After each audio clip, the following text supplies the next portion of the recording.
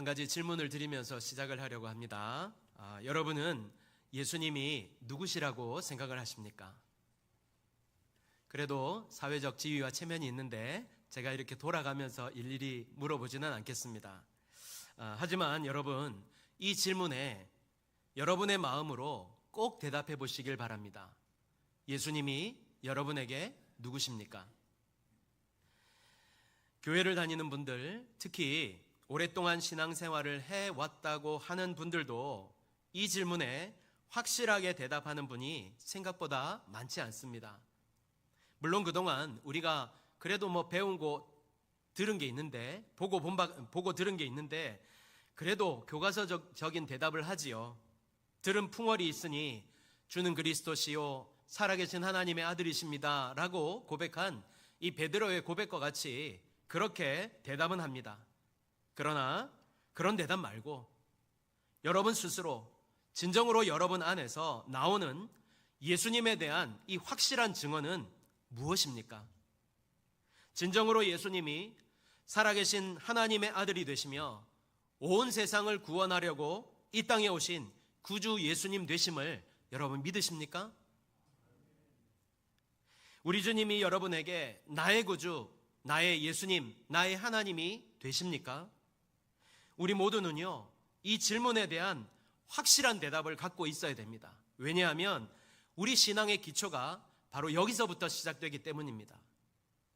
저는 오늘 이 자리에 계신 모든 분들이 이 질문에 믿음을 담아서 진정으로 예수님을 살아계신 하나님의 아들 되심을 고백할 수 있는 성도들이 되시기를 축복합니다. 예수님을 만나서 구원을 받고 구원받은 자녀로서 하나님을 아버지라고 고백하며 살아갈 수 있는 성도들이 되시기를 다시 한번 예수님의 이름으로 간절히 축복합니다. 자, 그런데요, 이렇게 우리가 예수님을 알고 고백하며 예수님께 나아가기 위해서는, 예수님을 만나기 위해서는 우리에게 요구되는 것이 있습니다.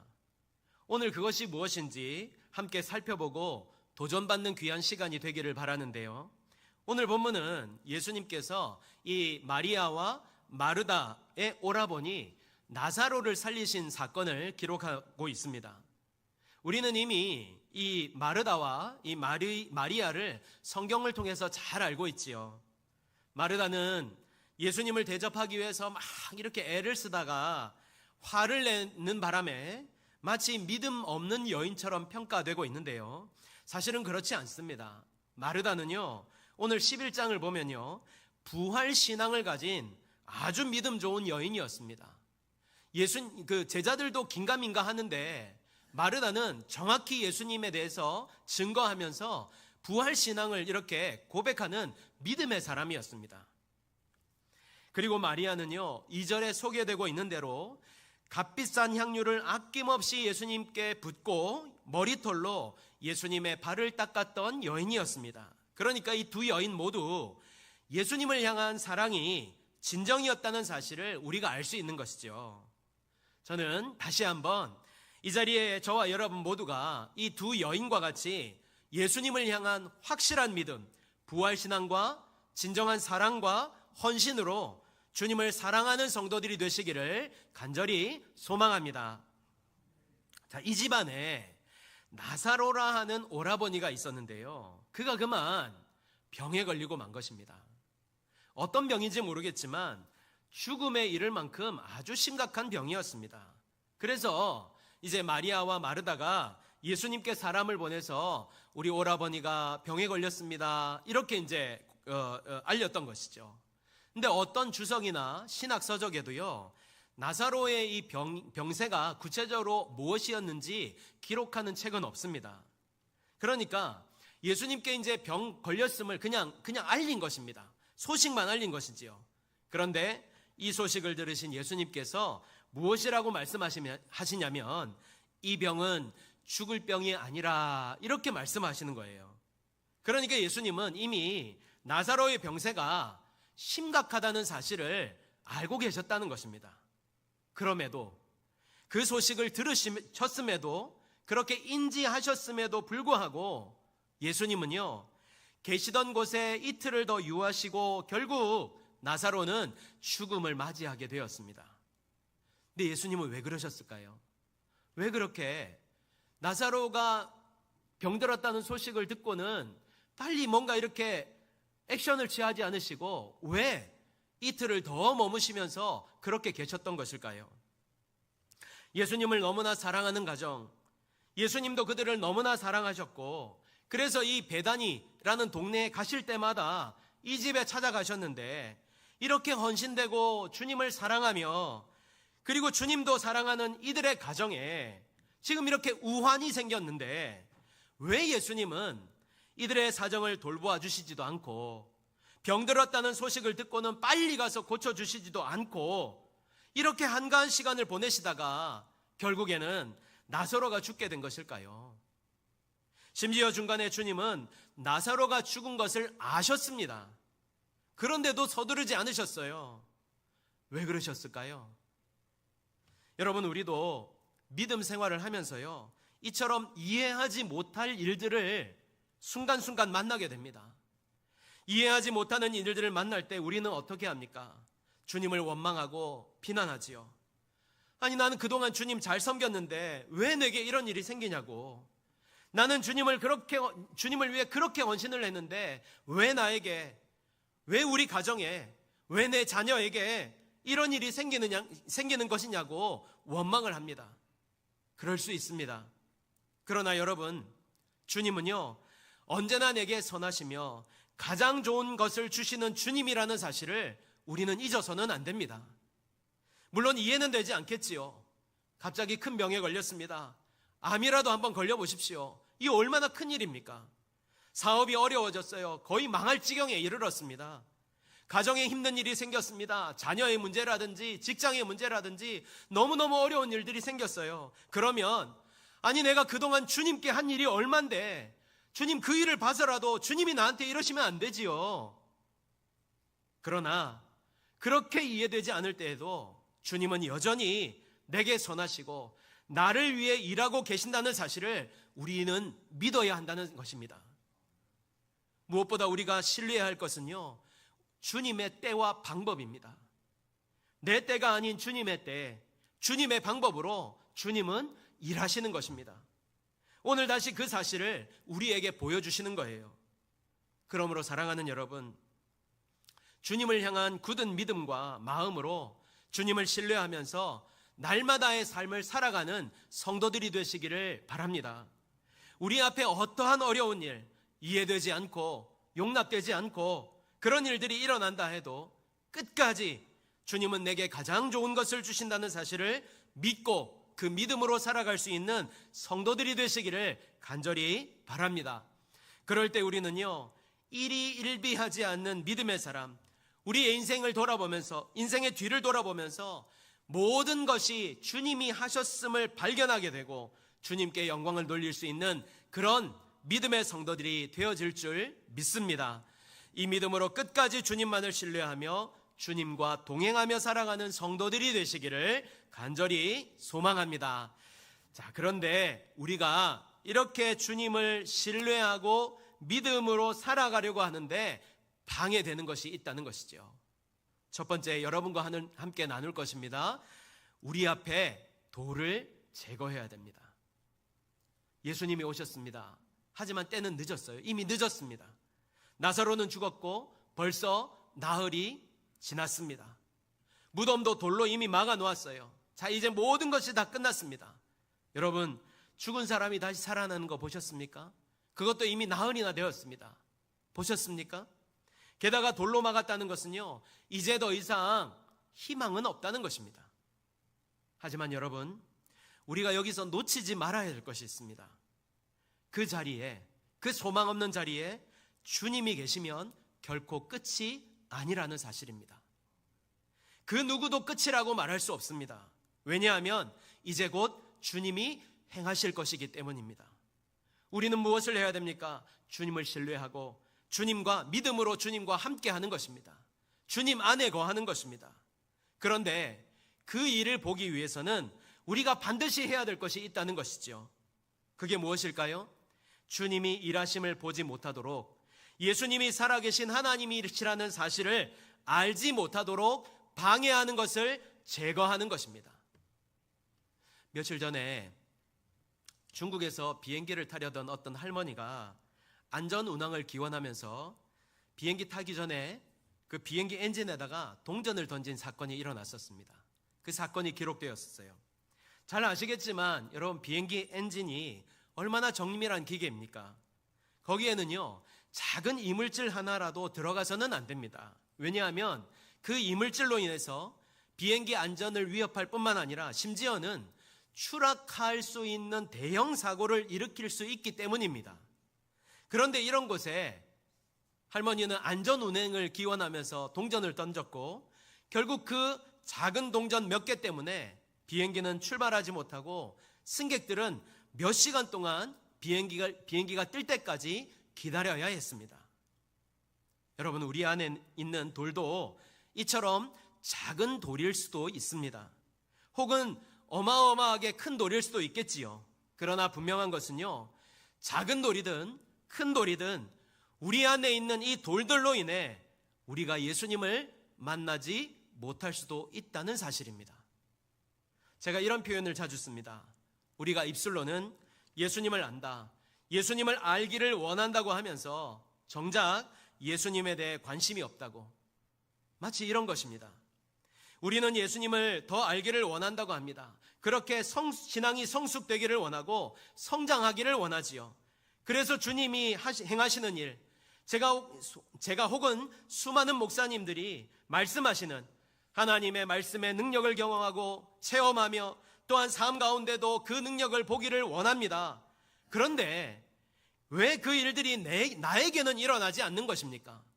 여러분, 궁금하지 않으십니까?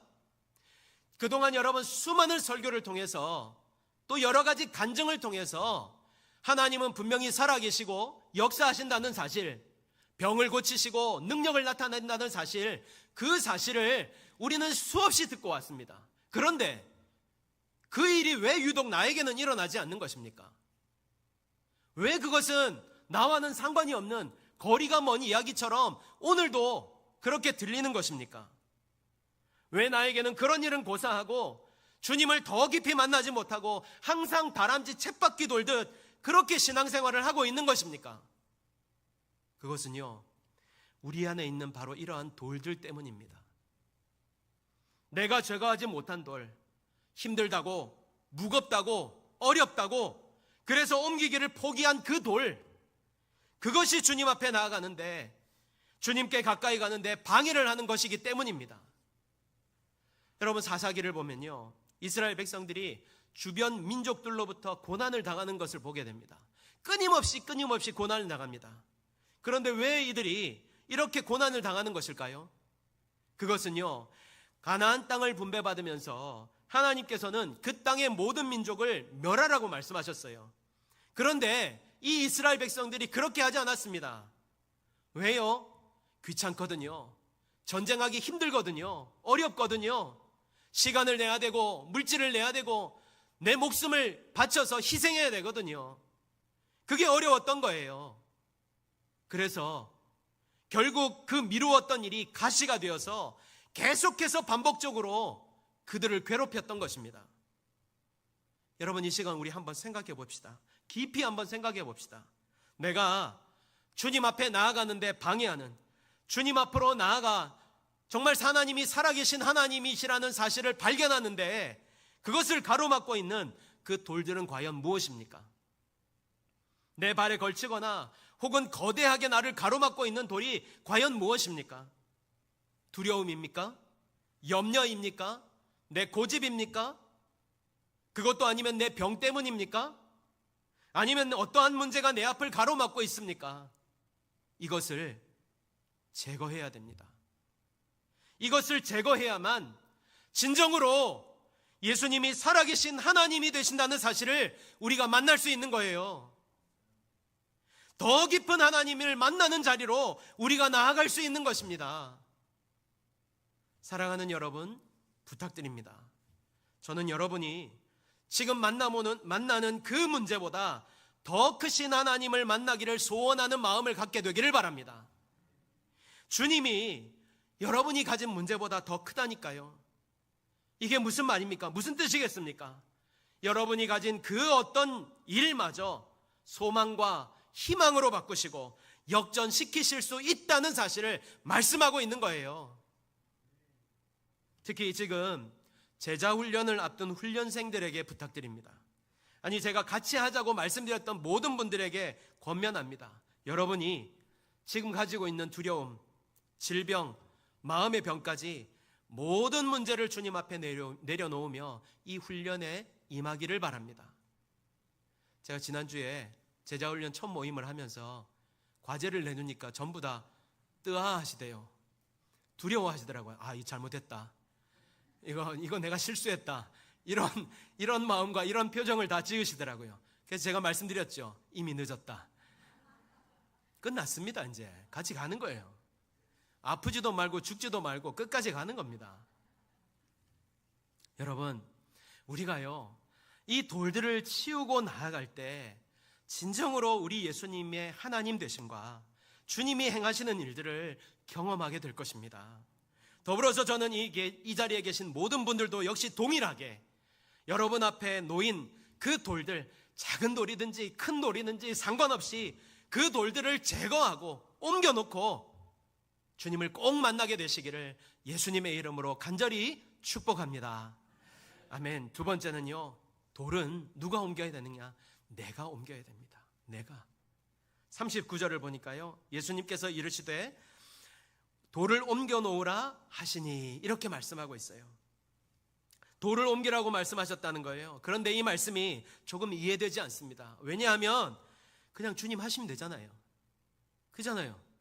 주님 하시면 되잖아요. 아니 뭐 죽은 자도 살리시는 주님이 뭐 그깟 돌 하나 뭐 옮기는데 돌 옮겨 놓으라 뭐 번거롭게 이러는 거예요. 그냥 돌 옮겨 놓으시면 되잖아요.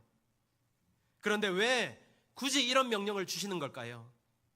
왜냐하면 그 돌을 옮기는 것은 나의 믿음, 나의 순종, 나의 결단이기 때문입니다. 그것을 나에게 원하시기 때문인 거예요. 중국 내륙 선교의 문을 열었던 유명한 허드슨 테일러라는 선교사님이 계십니다.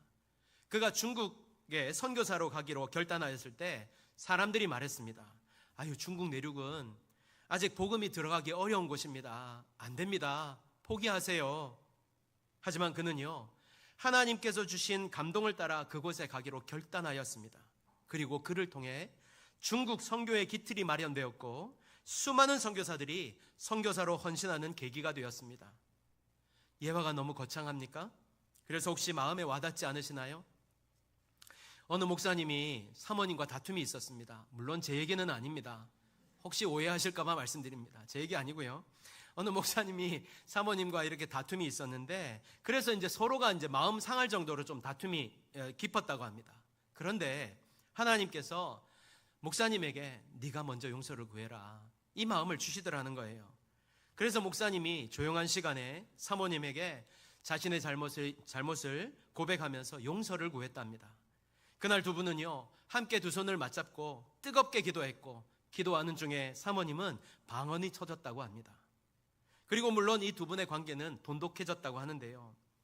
여러분, 우리는 종종 우리 앞에 있는 돌들로 인해 망설입니다. 내가 과연 저 돌을 옮길 수 있을까? 저 돌을 옮긴다고 무슨 일이 일어날까? 설마 하나님께서 죽은 사람까지 살리실까? 안 될 거야, 못할 거야 라고 미리 포기합니다. 그러나 여러분, 이것을 꼭 기억하셔야 됩니다. 이 명령을 누가 내리셨는가? 이 말씀을 누가 주셨는가 하는 것입니다. 여러분, 누가 주셨습니까? 주님이 주신 거예요. 주님이 말씀하신 거예요. 다른 사람들의 말은 안 들어도 주님이 말씀하셨기 때문에 우리가 순종하는 것입니다. 그 다음은요, 내가 걱정하는 게 아니에요. 내가 걱정하는 게 아니에요, 여러분. 그런데 우리는 순종하지 않은 채, 말씀을 듣고는 순종하지 않은 채 그 자리에서 머물러 서서 자꾸 내가 걱정을 하는 거예요. 내가 걱정을 하는 거예요. 그런 우리들에게 주님이 말씀하시죠. 걱정한다고 네 길을 한 자나 더 할 수 있느냐? 내일 일은 내일이 걱정하게 내버려 두라고. 심지어 내일 일도 내가 걱정하는 게 아니래요. 우리는 그저 모든 것을 주님께 다 맡기고 순종하기만 하면 된다는 겁니다. 사랑하는 여러분, 지금 내가 주님의 말씀에 순종해야 될 것은 무엇입니까? 지금 내 앞에 주님은 주님이 하나님 되심을 보이기를 원하시고 더 큰 일을 보이시기를 원하시는데 아직도 내 앞에 돌을 그대로 두고 순종하지 않고 있지는 않습니까? 여러분, 이제는 순종하십시오. 그 일은 그 누구도 아닌 내가 해야 되는 일입니다. 내가 말씀에 순종할 때 그 순종을 통해서 주님을 더욱 깊이 만나게 될 것이며 우리는 그 일을 통해 살아계신 하나님을 만나게 될 것입니다. 이 사실을 꼭 믿으며 내 앞에 있는 돌들을 이제 옮기시기를 바랍니다. 실천하고 순종하기를 바랍니다. 그래서 살아계신 하나님, 역사하시는 하나님, 능력의 하나님을 꼭 만나게 되시기를 예수님의 이름으로 간절히 축복합니다. 아멘. 결론의 말씀을 드립니다. 우리는 오늘 말씀에 나오는 것과 같이 그리스도 예수께로 자라가야 합니다. 머물러서는 안 됩니다.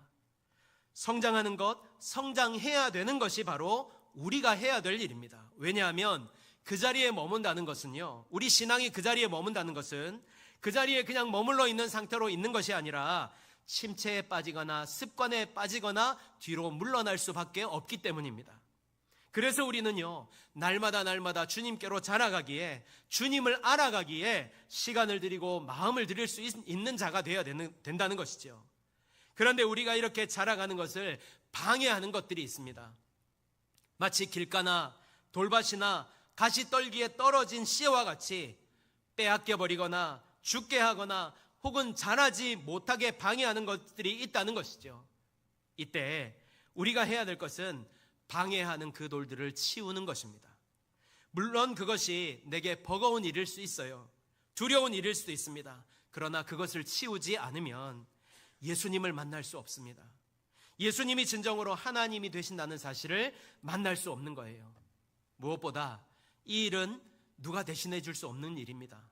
제가 여러분을 대신해 줄 수 없고 여러분이 의지하는 분이 대신해 줄 수 없습니다. 그 일은 오직 여러분이 하셔야 되는 거예요.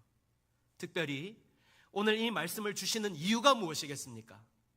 42절을 보면요, 이 말씀 하옵는 것은 둘러선 무리를 위함이니 곧 아버지께서 나를 보내신 것을 그들로 믿게 하려 함이니이다. 아멘. 그들로 믿게 하려 함이니이다. 결국 이렇게 하시는 이유가 뭐라고요? 우리의 믿음 때문에. 이 일을 통해 우리가 믿음을 갖게 하려고. 어떤 믿음입니까? 예수님이 누구신지 확실히 알고 예수님이 어떤 일을 하시는지 확실히 알게 하시려고 이 일을 행하신다는 것입니다. 사랑하는 여러분, 저는 이 자리에 계신 여러분 모두가 살아계신 하나님을, 예수님이 그리스도 되시며 살아계신 하나님의 아들 되심을 믿음으로 고백하는 성도들이 되시기를 간절히 소망합니다. 그 일 위에 방해하는 여러분의 돌들을 옮겨 놓으시기를 바랍니다. 순종하시길 바랍니다. 결단하십시오. 그래서 살아계신 하나님의 아들 예수 그리스도가 진정 구주가 되시며 죽은 자도 살리시는 놀라운 일을 행하시는 분임을 경험하면서, 날마다 경험하면서 살아가는 성도가 되기를 바랍니다. 이번 한 주간 주님 주신 말씀 꼭 기억하면서 주님 앞에 나아가는데 방해되는 여러분 앞에 있는 모든 돌들을 옮겨 주님을 더욱 깊이 만나고 주님이 행하시는 일들을 목도하고 경험하면서 살아가는 성도들이 되시기를 예수님의 이름으로 축복합니다. 아멘.